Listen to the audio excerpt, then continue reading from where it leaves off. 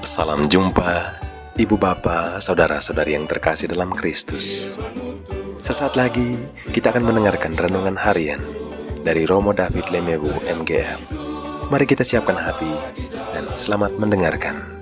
Firman-Mu Tuhan, berita bagi kakiku, sabda yang hidup, terang bagi jalanku.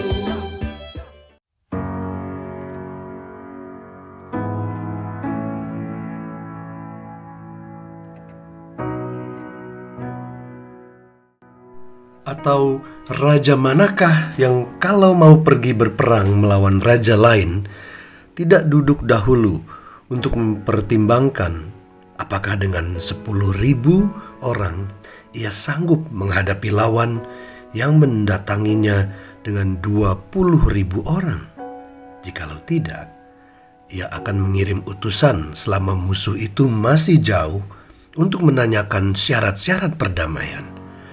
Demikian pula lah tiap-tiap orang di antara kamu yang tidak melepaskan dirinya dari segala miliknya tidak dapat menjadi muridku. Santo Ignatius Loyola adalah pendiri sebuah ordo di abad ke-16 di saat negara-negara Eropa sedang giat-giatnya bernavigasi ke daratan Amerika Latin dan Asia. Serikat Yesus yang ia dirikan menjadi ordo terbesar di gereja Katolik sampai sekarang ini. Bahkan pemimpin ordo ini pernah disebut sebagai paus hitam. Ini karena ordo ini sangat-sangat berpengaruh. Walaupun sekarang salah satu anggotanya sudah menjadi paus resmi gereja Katolik yang kita kenal sebagai Paus Fransiskus. Saya sendiri bersekolah di SMP dan SMA Canisius, Jakarta yang dikelola oleh Romo-Romo Jesuit ini. Mereka punya tradisi spiritual yang luar biasa. Kehidupan Santo Ignatius bukanlah lurus-lurus saja. Dia adalah anak bungsu dari 13 bersaudara. Pada usia 16 tahun, ia dikirim untuk menjadi pelayan Juan Velázquez, bendahara kerajaan Kastilia. Karena dianggap anggota keluarga Velázquez, dia sering hadir di istana dan semakin menikmati keduniawian yang ditawarkan, terutama para wanita.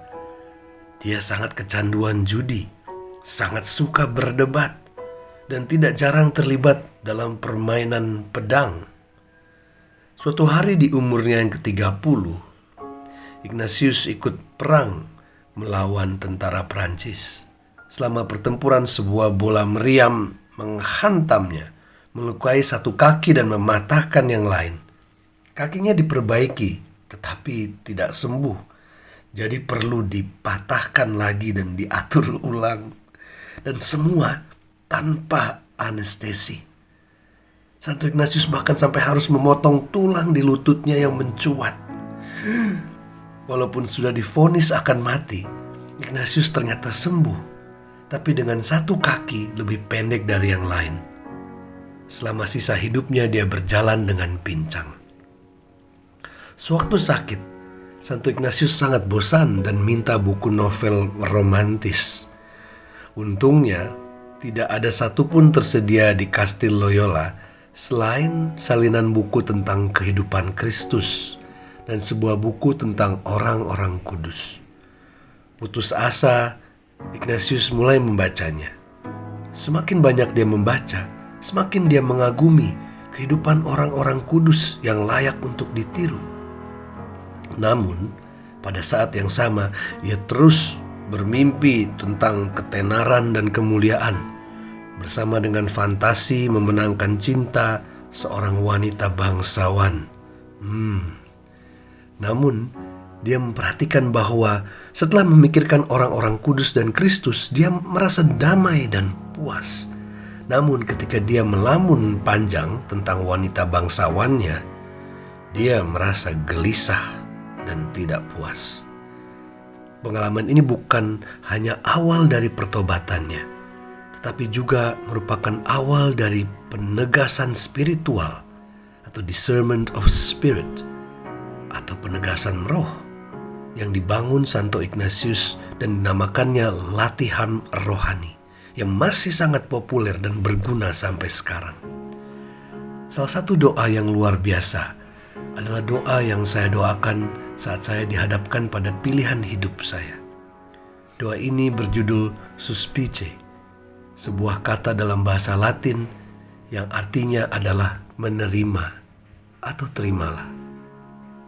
Apakah Anda mau hidup Anda diubah seperti Santo Ignatius? Kalau saya jawabannya adalah ya. Mari kita sama-sama doakan Suspice Santo Ignatius Loyola ini. Ini adalah sebuah doa penyerahan. Ambillah Tuhan dan terimalah seluruh kebebasanku, ingatanku, pikiranku dan segenap kehendakku, segala kepunyaan dan milikku.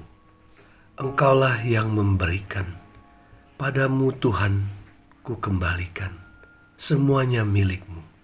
Pergunakanlah sekehendakmu, berilah aku cinta dan rahmatmu. Cukup sudah itu bagiku. Amin.